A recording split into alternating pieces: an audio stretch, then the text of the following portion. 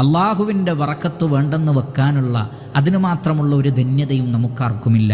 നമുക്കെന്തെല്ലാം നിഅമത്തുകൾ ലഭിക്കേണ്ടതുണ്ടോ അതെല്ലാം അള്ളാഹു സുബ്ഹാനഹു വ തആലയിൽ നിന്നാണ്. അതുകൊണ്ട് തന്നെ നാം എപ്പോഴും ആ ഒരു ബറക്കത്തിന് വേണ്ടി അള്ളാഹുവിനോട് പ്രാർത്ഥിക്കണമെന്ന് പലപ്പോഴും വിശ്വാസികളോട് മറന്നു പോകുന്നൊരു വിഷയമാണ്. നമുക്ക് ജീവിതത്തിൽ ലഭിക്കുന്ന ഏതൊരു വിഷയത്തിലും അതിൽ ബറക്കത്ത് ലഭിക്കാൻ വേണ്ടി അള്ളാഹു സുബ്ഹാനഹു വ തആലയോട് പ്രാർത്ഥിക്കണം.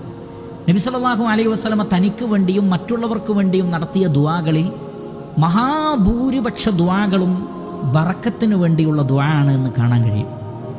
കാരണം ബറക്കത്തിന് വേണ്ടി ദുആ ചെയ്യുമ്പോൾ അതിൽ ഒന്ന് രണ്ട് കാര്യങ്ങളുണ്ട്. അതിലൊന്ന് ആ അനുഗ്രഹം നമുക്ക് ലഭിക്കുന്നു എന്നതാണ്. ഒരു അനുഗ്രഹം സിയാദത്തായി നമുക്ക് ലഭിക്കുന്നു എന്നതാണ്. രണ്ടാമത്തത് അതിൽ വർധനവുണ്ടാവുന്നു എന്നതാണ്. മൂന്നാമത്തത് അസൂയാലുക്കളുടെയും കണ്ണേറുകാരുടെയും ഉപദ്രവത്തിൽ നിന്ന് പ്രൊട്ടക്റ്റഡ് ആവുന്നു എന്നതാണ്.